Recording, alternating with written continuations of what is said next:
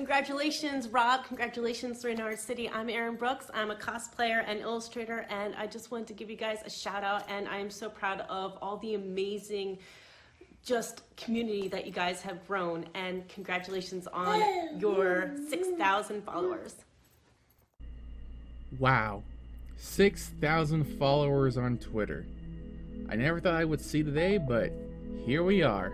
Rob and I would like to thank everyone that has supported us over the years, from the creative talent, the crowdfunders and sponsors, and of course the people and fans that have supported the project. Both Reynard City and Reynard City Chronicles wouldn't be where it would be today without you guys.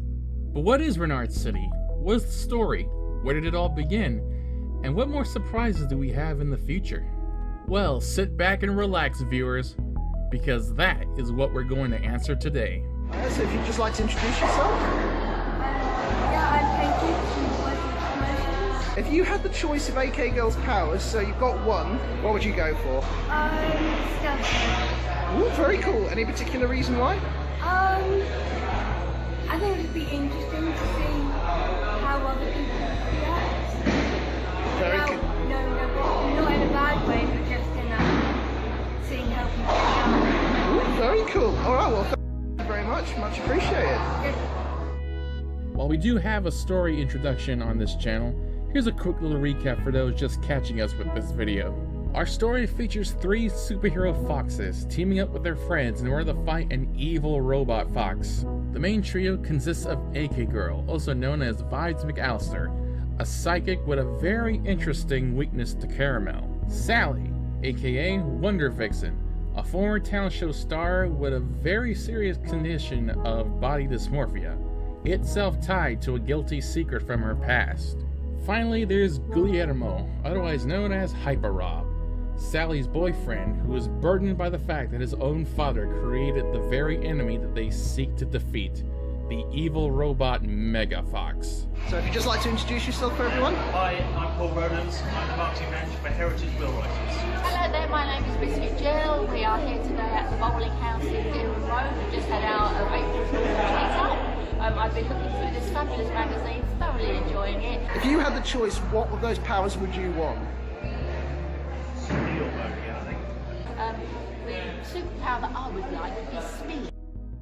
Because I need to collect lots and lots of biscuits, and I need to go round to lots and lots of people to get the biscuits and take them up to the Big C Centre.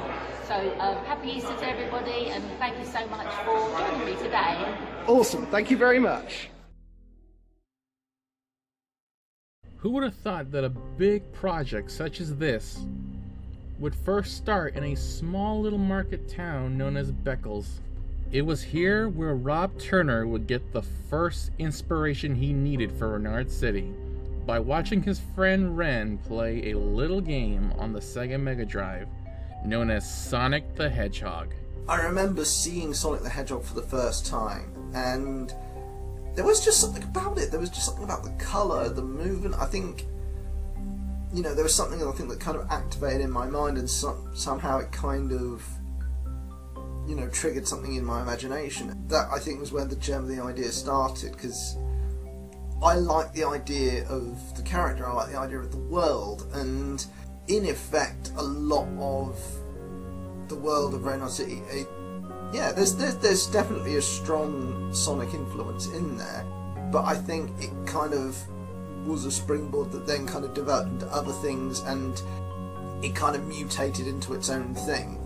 Over the years, the characters and stories changed, and different inspirations kept being added to the story. Inspirations from the Sonic cartoons, the Asterix comics, and even Victorian Gothic literature like Dr. Jekyll and Mr. Hyde. And in that time, there have been a number of creative people that had involved themselves in the project, adding their own style and influence with each issue, from artists such as Dan Butcher, Susie Gander, and even Jed Soriano. There was even support from a ton of sponsors like Norwich Kitty, website designers like Visualize, and a couple of cosplayers and actors here and there. We even had fun with the chocolate company Sapphire, who came up with a unique chocolate flavor based off the character of Warp King. Rob even took it to the networking event Norfolk Tweetup, and even got some people to play a fun little guessing game with this chocolate. So what do you think that flavour is? Like raspberry and white chocolate. It's kind of got a hunk of bubbery taste to it. Like a bubble gum. No, maybe not bubble gum. That's my answer. Cool. Straight enough, that's what they said as well. And I'm going to reveal this to you now because I said there's no one else here, so I can tell you. It's actually banana. Banana. Oh my god! I've been drinking it on holiday. Yeah. See the colour it messes with your mind, doesn't it? See, that's the trick. Now every project has had its fair share of criticism, and Reynard City is no exception. Over the issues that have been released, there have been certain bits of feedback and certain comments that have always crept up with each individual issue. Criticisms such as inconsistencies with art, inconsistencies with storytelling, and in the case of one particular issue, several delays. Along the way with City as a project, mistakes have been made, and largely a lot of those mistakes have come down to me making mistakes. So for example, you'll see a lot in the earlier issues, there will be some very dodgy lettering things, and the reason for that was we were trying to get something together for a convention with the first few issues, and at this point we were trying to do a load at once, so we would have a lot of different people, so you'd have like 3 or 4 different people on each issue, and we'd be trying to do 3 or 4 at once. And the problem with that is that you're trying to sort of keep track of all these different people with all these different projects, and yeah, people drop out, people have issues, and that's fine, because bearing in mind everyone's got to pay their bills, everyone's got work to do, and I think as you get older you kind of appreciate that more and more, that these things have to come first, and that's totally fair enough. But that was something where I didn't learn the lesson, and over time I've had to kind of find ways to do it. So over time we kind of looked at the process of this and thought, okay, this isn't working, how do we change this? So we then changed it so that we would have ideally only one person working on an issue. And as I said, I do hold my hand up on this because it was too tight a time frame for what we wanted to do, and it was me being kind of unrealistic. And as I say, we were trying to do the video game thing, we were trying to do the radio drama thing, we were trying to do an animation pilot thing, and it was, I think a lot of people had kind of good intentions and we thought we could do this, and in the end it was just a bit too much to take on. It's a difficult thing because I think all the time you're trying to make it work, and I think, yeah, you get to a certain point, and like I say, I think the time where it really got bad was when we hit around issue 26, and we had, like I say, we had a few situations of that, which was a real shame because I love that story. Like, that's a story I really wanted to do and gonna have some fun with, and I think this is why I've kind of switched it with the graphic novel, where we're only doing like kind of one complete story at a time, because I don't want to get to that situation again where, you know, people are left on a cliffhanger that doesn't get resolved, or the story just doesn't quite come off what we want. I want this to be as good as possible. Like, people are saying, like, oh, you know, you should put the budget in, you should make this as good as possible. I agree. Like, who wouldn't agree? Who doesn't want stuff to be good? The truth is, no creative process is ever perfect. Lessons can always be learned, which then leads us to the reboot. After several delays, artists pulling out of issues, and a general feeling of frustration, a period of reflection was taken so that the team could work out what to do. So, for a period after we decided not to carry on with the 26th issue, I felt, emotionally I felt very crushed. I felt like I don't know what I'm doing, I don't know where to go with this, and it took a while to kind of work out what I wanted to do. So, you know, after a bit of a period of, I don't want to say soul searching because that sounds a bit pretentious, but that is kind of what it was. I did a survey, I looked at what people wanted, like, where can we go with this, and it meant that there was enough desire out there was enough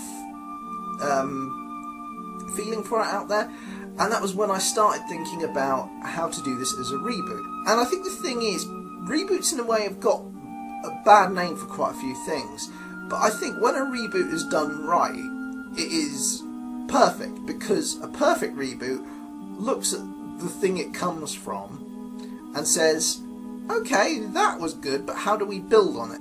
The reason I talk about Reynard City being like a webcomic version of like a 90s Saturday cartoon isn't to say, oh, I'm as good as everyone that makes these things. I don't mean it like that. I think some people have misinterpreted that. But, you know, because of course I'm not going to say I'm as good as the people that made SWAT Cats or Bucky O'Hare or anything like that. No, that's not what I mean. What I mean is, these are the things I grew up and loved, and that is what I'm aiming for. And I want to get this right. And of course I say me and I say I, but we have a team of artists that work on this. But of course the challenge at this point was, okay, how do we do this and make this work?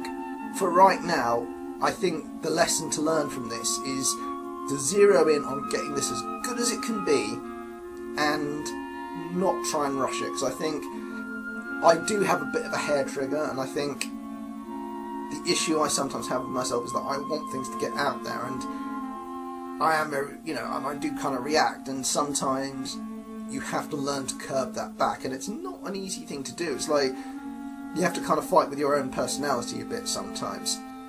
It was tough, and you know, like I say, there were moments where I was like, okay, we're going to do this, and we're going to carry on, and I'm glad we did, because I think what has come from this is something that's a lot better, and whenever we've kind of got this outline, when people have bought it and everything, the feedback 9 times out of 10 has been really positive, which is great, but like I say, we are going to kind of build on that more and more. After that, the decision was clear. Instead of doing several 22-page issues every year, it was decided to reduce it down to one 40-page graphic novel. For those new to the comic, the plot of the reboot covers Vibe's initial life as a DJ in the city of Reynard City, before discovering that she is in fact a superhero psychic vixen, discovering more along the way. As of this video, the graphic novel is available through several different outlets, through the website, in print and download form, through the Yap Comic House, and if you're even in the area, you can even get it in person via Beckles Books, Gerald's in Norwich, and Cannery Comics. But with all this information and all this behind the scenes backstory, just what does the future hold for Reynard City and Reynard City Chronicles? As of this video, Reynard City Chronicles issue 2 is currently in development, with Joel Drackle Peterson at the helm as the lead artist. Well, due to my hectic life, I haven't gotten around to make comics for a long time. So this has been a pretty good exercise for me to get back into it. Not to mention a good opportunity for me to practice on new and extreme angles for future comic works. Issue 2, entitled The Liar Revealed, focuses on the dark past of Wonder Vixen. Fans of the original webcomic will have some idea of what to expect, but there will be a few new twists along the way. So the main difference is that there's more polish on how things happen, what's happening. There's more back and forth between the creating teams, and like Will Turner did a lot of work to try to clean up his story to make sure it's clear and dynamic and stuff. And he wants to make it more like where it's easier for someone to get in and enjoy. So again, since we're all like, it's been like I've been working on it a decade, he's been trying longer. We're all just better at what we're doing, and so we're fixing all the mistakes, because the earlier issues, some had some major issues that were, now none of us would make, because we're all better. Yeah, just want to say a massive thank you to everyone who followed us on Twitter. As I say, to get past the 6,000 mark is massive for us. Being able to meet with and follow artists that I wouldn't have ordinarily, come across. So, like I say, like Joel, who's working on the second issue, like Cassandra in Arizona, who's just been really awesome and supportive, and lots of people like John Paul Guerra, who's working on this video. Lots and lots of different, like I say, artists, actors, cosplayers. Lots of tremendous people. It's not like my only world is online. I do get out and see people, but a lot of that comes about that you can go on Twitter and you can talk to people and you can sort it out through that as well. So yeah, no, I think it's something that's been massively beneficial to us. It's also been beneficial in terms of kind of working on the project and communicating with people and sorting stuff out. So no, I'm really grateful for it.